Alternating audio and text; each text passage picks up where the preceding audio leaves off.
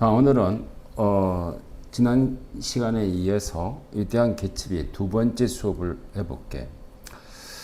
자, 오늘 수업 내용은 1920년대 세습 부유층의 특징. 자, 이 소설에서는 이 사람들을 갖다가 올드머니라 그래요. 올드머니의 특징을 누구를 통해서, 톰과 데이지 뷰캐넌이라는 사람을 통해서 이해를 하겠다는 거야. 자, 이 소설에 있어서의 저자인 위대한 개츠비의 저자인 피츠제럴드는 알고 보면은 톰과 데이지가 속해 있는 올드먼이라고 하는 사회 계층을 지향한 사람이라고 이야기해. 근데 되게 역설적으로 자기가 추구하고자 하는 목표에 속해 있는 그 사회적 계급이 가지고 있는 뭔가 추악함이랄까 비도덕적을 갖다가 이 소설에서는 보여주고 있어. 자, 그들이 가지고 있는 특징을 이 사람이 이야기할 때 이렇게 이야기해. careless, 부주의하다는 거예요.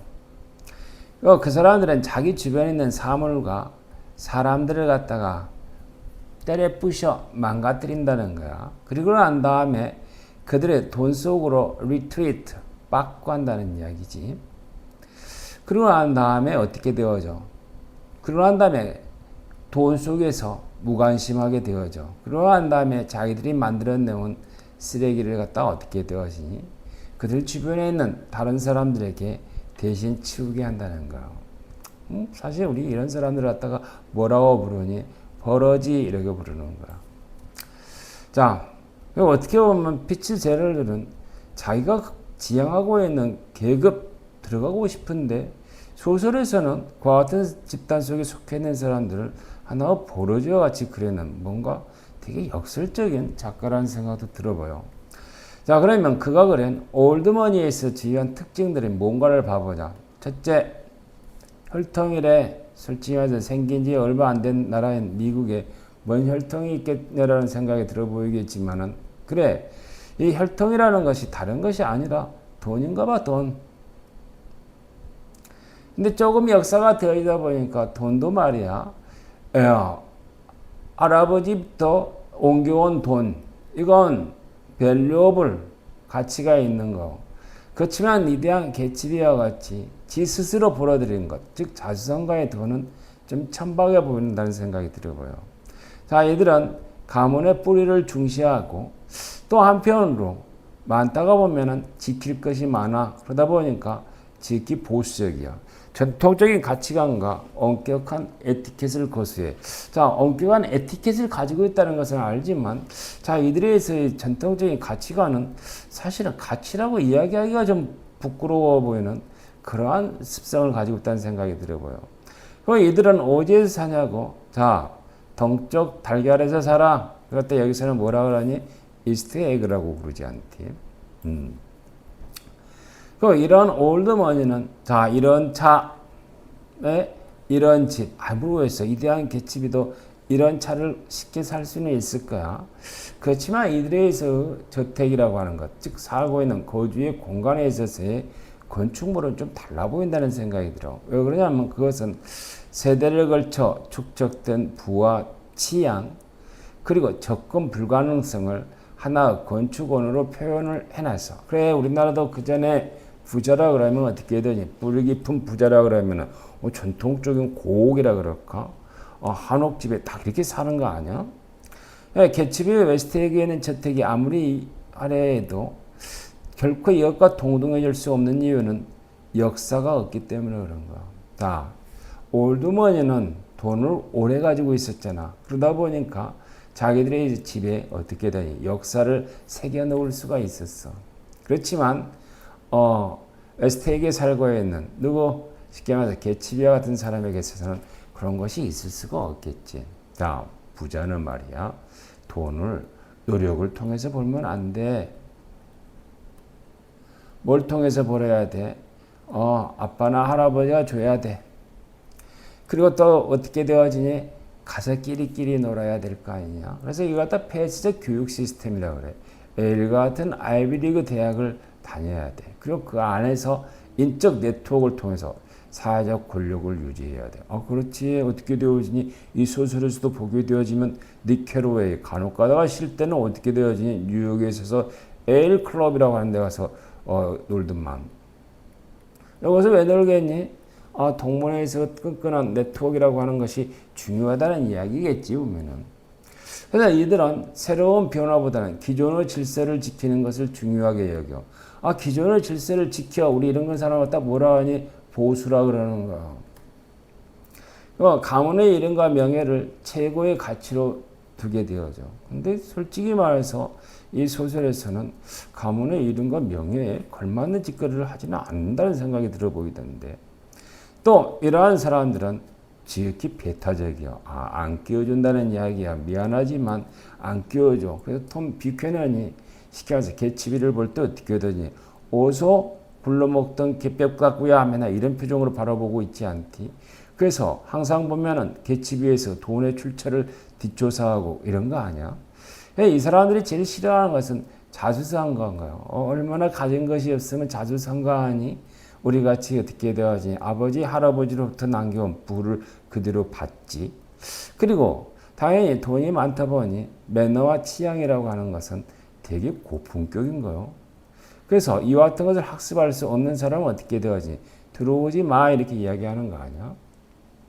근데 간혹가다 한국에 있을 때 어떻게 되니? 재벌가에 있어서 다루고 있는 드라마에 보면 그런 거 많이 있더만 어떻게 되어지니? 쉽게 말해서 쌍놈의 계층이랄까? 하층 계급에서 올라오면 이 뒤로 우리는 뭐로 하니? 영어로만 이야기하자. 왕따 시키게. 뭐 이러지 않디? 그래서 이들은 항상 보면은 자기와 남을 구분해내고 그리고 자기와 같은 집단 속에 타인을 쉽게 끼워주지 않으려고 하는 지극히 배타성을 가지고 있다는 생각이 들어보여. 자, 그 다음에 또 한편으로는 지독히도 무책임해. 첫째, 공감 능력이 없어. 당연히 그러지 않겠어. 행복하게 살다 보니 어떻게 되어지니? 불행하게 산 사람들을 이해하기는 어려울 거예요. 그러다 보니 공감 능력이 부족하다 보니 타인의 불행에 대해서 어떠한 책임도 느끼지 않고 또 한편으로는 잘못을 저질러도 무엇이 커버해주니? 돈과 쉽게 말해서 지위가 커버해줘. 이걸 갖다가 앞에 내세워서 방패로 막으면 돼. 그리고 나중에 주변에 있는 사람들은 어떻게 되니? 자신의 즐거움이나 유지를 위한 하나의 소모품으로밖에 안 보여. 어떻게 보면은 도덕적으로 파산되어져 있는 것이 올드머니에 있어서의 중요한 특징이라고 이야기해. 피츠 제럴드는 자기가 그 악에 들어가고 싶으면서도 자기가 속해 있는 집단을 이상적으로 그린 것이 아니라 거의 쓰레기 수준으로 그려놨다는 생각이 들어보여. 자, 이 사람들이 가지고 있는 가장 큰 특징은 레저예요. 왜? 노동을 해야 할 이유가 없잖아. 우리 그런 거 보면 닉 캐러웨이는 사실 이쪽에 올드머니에 해당되어지면서도 일을 하지 않지. 근데 여기에서 올드머니에서 주요한 특징으로 피츠 제럴드가 그려낸 것은 톰과 데이지를 그려냈으니까. 자, 이러한 사람들은 첫째 노동과는 상관이 없이 레저를 그려. 왜? 이 레저를 통해서 자신의 신분을 증명하게 되어지면 돼. 그러니까 폴로와 골프와 같은 스포츠에다가 돈을 엄청 많이 쳐봤고 그리고 어디 가서 놀아? 이셀카이나 골프가 거기서 컨트리 클럽에 가서 놀아. 그러고 또 한편 어떻게 되니? 전시적 레저 활동을 해. 전시. 남들한테 보여준다는 거야. 내가 이렇게 돈이 많아서 마구마구 퍼늘고 다니는 거야. 그거는 그럴 수 없지. 이렇게 보여주는 역할을 한다는 거야. 당연히 지켜야 할 것이 많은 사람들. 보수라 그랬지. 근데 어떻게 되어지니? 노동을 해야 할 필요가 없으니까 어떻게 하니? 자기의 주변을 갖다가 가꾸고 자기의 집을 가꾸고 자기를 가꾸는 데 있어서의 제대로 뛰어나 보여. 그래서 세련되어져 있어요. 그리고 취향과 에티켓을 가지고 있어. 우리 이런 거 갖다가 뭐라 그러더라? 프랑스의 사회학자 누군가 깜빡 생각이 안 나네. 자, 아비투스를 이야기하고 있는 사람.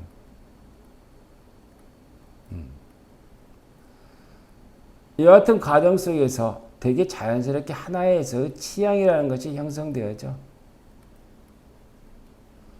그럼 이 취향이 어떻게 되어지냐? 이 취향에서 특징은 여기에 있다. 조용한 럭셔리한데 말이지. 소란스럽지가 않아. 그래서 개츠비와 같이 맨날 파티를 쳐여는 애도 다 지기 천박해 보인다는 생각이 들어봐요. 왜?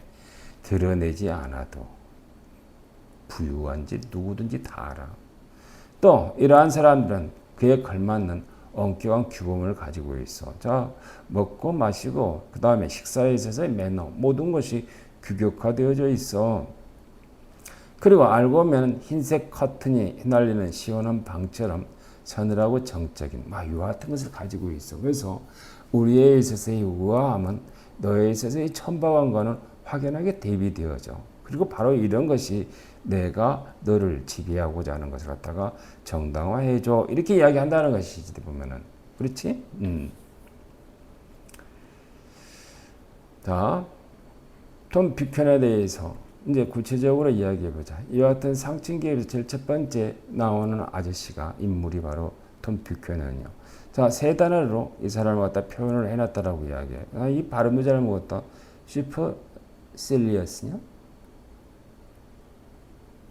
그 다음에 또 여기에는 arrogant eyes. 자, 이 사람에서 매너는 슈퍼실리어스하고 눈매는 참 arrogant해 보이고. 그리고 난 다음에 그의 얼굴이라고 하는 것은 항상 어떻게 되냐? 어그레시브해 보여. 요거의 색이라는 이야기야.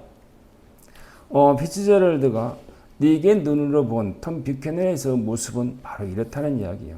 이게 올드머니의 얼굴이라는 거. 자, 쪼개서 이야기해보자. 슈퍼셀리어스라고 하는 거. 발음이 좀 이상해도 이걸 가지고 뭐락 하지 마. 자, 오만하다라고 하는 건 이건 틀림없이 망과에서 비교란 생각이 들어요. 자, 너 잘났잖아. 그러니까 당연히 이들에 있어서의 태도라고 하는 것은 상대에 대한 경멸 이런 형태로 가게 되어진가 봐. 틀림없이 이게 톰 뷰캐넌에 있어서의 개츠비에 대한 태도라는 생각이 들어요. 그리고 고만하다고 하는 것, 에로컨트하다라는 것, 이건 알고 보면은 자기 스스로에 대한 평가야. 자, 앞에 있는 것이 타인과의 비교, 이건 자기 스스로에 있어서의 우월감이라고 이야기해 볼까? 이와 같은 형태로 되어져. 자, 우리 이러한 사람들은 틀림없이 외부 보이는 형태라고 하는 것이 지극히 어그레시블리하게 나타난다는 거야. 공격적으로 나타난다는 거야. 왜? 끌리는 것이 없잖아. 못 하려고 뒤에 주춤주춤 물러서니? 자신이 만만할 뿐이지. 그렇지? 그리고 또 이러한 사람들은 particularisim, 특정한 이유가 없어. 일에 있어서. 자, 하나 봐보자. 개츠비에게는 이유가 있어. 자, 목표가 뭐야? 데이지라고 하는 목표가 있지. 그렇지만 톰 뷰캐넌은 21살에 인생의 정점에 도달했어. 예일 대학에서 미식축구에 있어서 나는 미식축구를 잘 모르니까 미식축구에 있어서 그 포지션에서 미국에서 가장 유명했었던가 봐. 당연히 정점에 좀 불쌍해 보인다. 21살에 인생의 정점에 들어서고 그 뒤로는 어떻게 되어지? 갈 곳을 못 찾은 사나이가 바로 톰 뷰캐넌이라는 생각이 들어. 당연히 알고 보면은 더 이상 살아야 할 이유가 없어. 우리는 이런 사람들은 어떻게 되니? 공허해. 텅 비어 있어. 그럼 이 텅 빈 뷰캐넌에 있어서의 마음을 차지하고 있는 것은 뭘까? 자, 그림을 한번 그려봤어. 톰 뷰캐넌이 닉 캐러웨이 그런 거 뭐라고? 야, 우리의 문명은 이렇게 쪼개지고 있단다. 뭔 뜬금없는 소리? 자, 문명이 무너지고 있어. 이 고다드라는 사람이 쓴 유색 제국의 부상이라는 책 읽어봤니? 우리가 조심하지 않으면 우리가 살고 있는 백인의 세계가 완전히 잠식되어질 거야. 누구한테? 여기 컬러 등. 이거 틀림없이 엘로우를 이야기한다는 생각이 들어요. 이 시절에는. 왜? 우리 간혹 가다가 황화론이라고 하는 것이 있어. 이건 뭐냐면 이 황자가 엘로우 황자예요. 이거에 뭐니? 화근이라는 거. 응? 문제의 덩어리가 되어진다는 거. 노란 것들이 문제 덩어리요. 우리 간혹가다 이런 거 갖다가 또 누구는 갖다가 오리엔털리즘이라고 이렇게 표현한다 그러지 않지? 유색인에 있어서의 부상에 대한 두려움. 근데 그건 지금도 가지고 있지 않을까?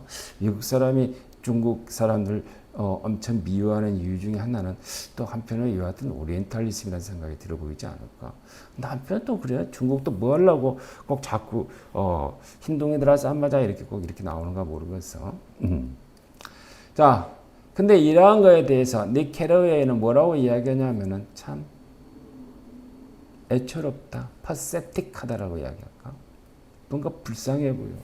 얼마나 할 일이 없으면 저런 쓰잘데기 없는 것에 정신을 팔고 한 게 있을까 이런 생각이 드는가 봐. 즉 올드머니에 있어서의 톰 뷰캐넌과 같이 삶의 목적이 없는 자는 이 같은 쓰잘데기 없는 이념에서 의미를 찾는데, 근데 이 이념이 괜히 나오는 건 아니라는 생각이 들어봐요. 자, 이 이념은 톰 뷰캐넌에게 어떤 역할을 해주는 것까? 자, 공허한 톰 뷰캐넌에게 자기에서 정체성을 갖다가 심어주는 역할을 한다 그래요. 우리 인간은 항상 스스로 자기 자신에게 질문을 그래도 던진데, 아무리 퍼놓는다고 할지라도 내가 누구지라고. 자, 그런데 내가 누군가에 대한 어떠한 답변을 해주지 않는데 톰 뷰캐넌에게서는 바로 이와 같은 이념이라는 것이 답을 준다는 거. 내가 누구지? 부자? 에이, 개집이도 부자인데. 아니야. 그러면 또 스스로 개집이야 나에 있어서의 다른 점이 무엇인가? 아, 나는 알고 문명을 지키는 흰둥이야 라고 하는 이와 같은 정체성을 갖다가 이야기한다는 거야. 그러고 난 다음에 누가 지한테 지켜주라 그랬나? 스스로 사명감을 막 갖게 되어져. 갑자기 문명을 지켜야 한다는 사명감이 생겨. 그래, 말 타고 폴로를 하는 것과 그 다음에 가난한 노동계급에 있어서의 부인인 머틀과에 있어서의 바람을 피우는 것보다는 이거의 채도 고상해 보여. 그래서 닉 캐러웨이가 봤을 때 뭔가 불쌍해 보인다는 생각이 든다는 이야기야. 자, 그 다음에 또 봐보자. 그의 부인인 그렇다면 데이지 뷰캐넌은 뭘까? 역시 한 사람은 그 공허함을 갖다가 쓰잘데기 없는 이념에서 찾았다 그러면은 데이지는 어떻게 되어져? 그 공허함은 어떻게 되니? 화려함? 요거 뭐야? 돈에서 찾아내, 돈에서. 데이지 뷰캐넌도 톰 뷰캐넌과 비슷한 특징을 가지고 있지. 첫째, 아니, 캐거리스 한다는 이야기야. 무책임하다는 이야기야.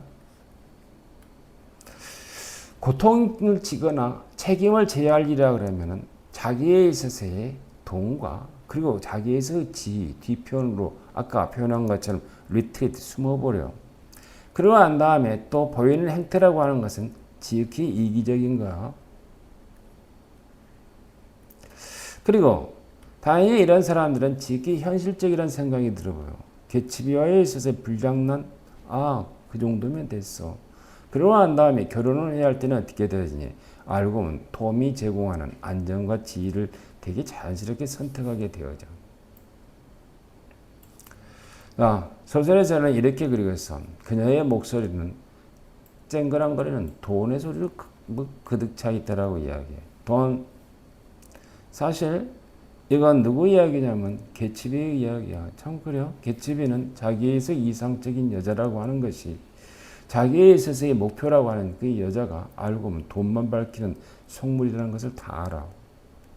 근데도 개츠비는 어떻게 되어지니? 어쩔 수가 없는 거야. 내가 그 여자를 좋아하는데 속물이든지 말든지.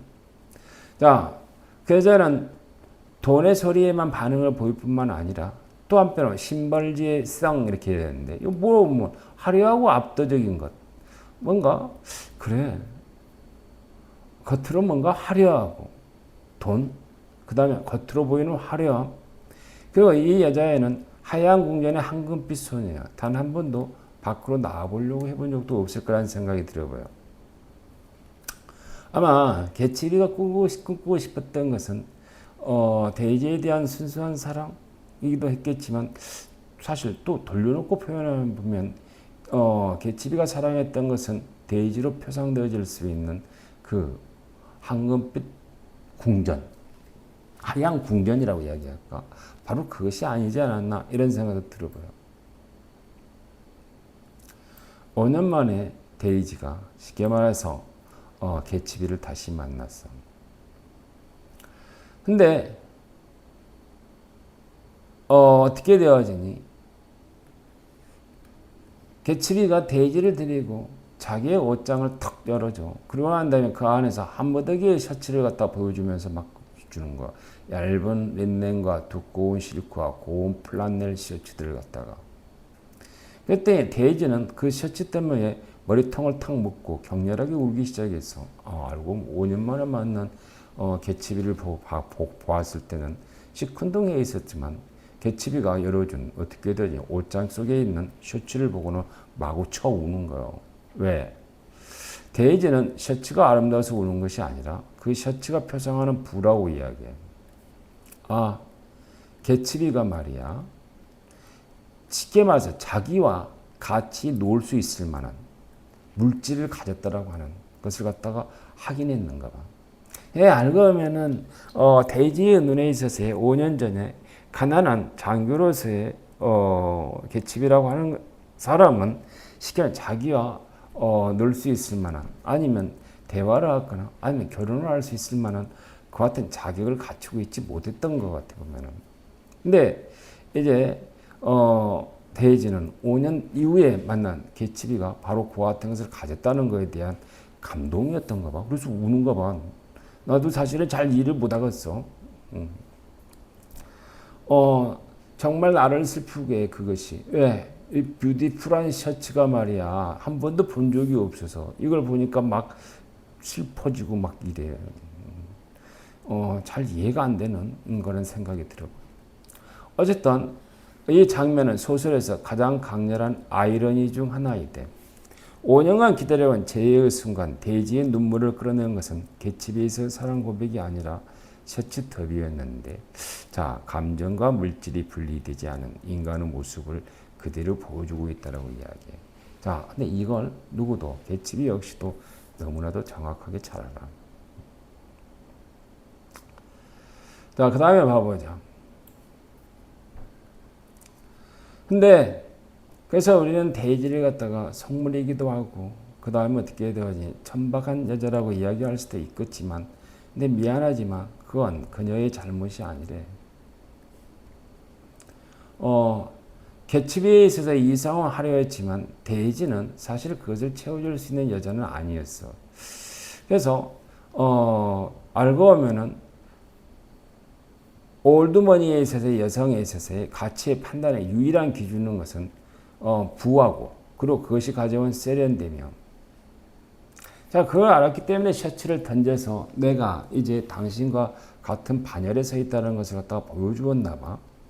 그래 어떻게 보게 되어지면 개츠비가 꿈꾸었던 것은 데이지를 통해서 그와 같은 세계에 편입하고 싶어하는 자기 역시도 거기에 들어가고 싶은 열망을 그대로 이야기한 건지 그리고 그와 같은 열망을 갖다가 어떻게 되어지 순수한 열정으로 뭐 이걸 갖다가 뭔가 순수한 열정으로 이야기하기는 좀 그래 보이는데 어쨌든 그와 같은 열망에 대한 추구 역시는 뭔가 순수해 보인다는 생각도 들어 보여.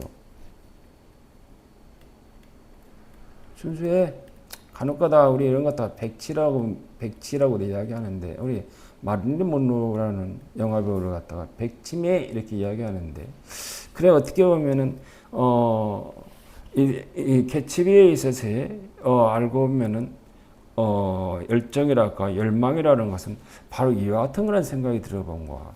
사실 냉정하게 따져보면 개츠비에서 대상인 데이지라고 하는 여자는 개츠비에 있어서의 사랑의 대상이 되어질 수 있을 만한 그와 같은 여자라는 것은 아닌데 근데 그와 같은 여자에게 또 저와 같이 강한 열정을 보여줄 수 있는 그 순수함 뭐 이런 것이 쉽게 말해서 개츠비를 갖다가 이데아다라고 이야기를 했다라고 그러던가 그래요.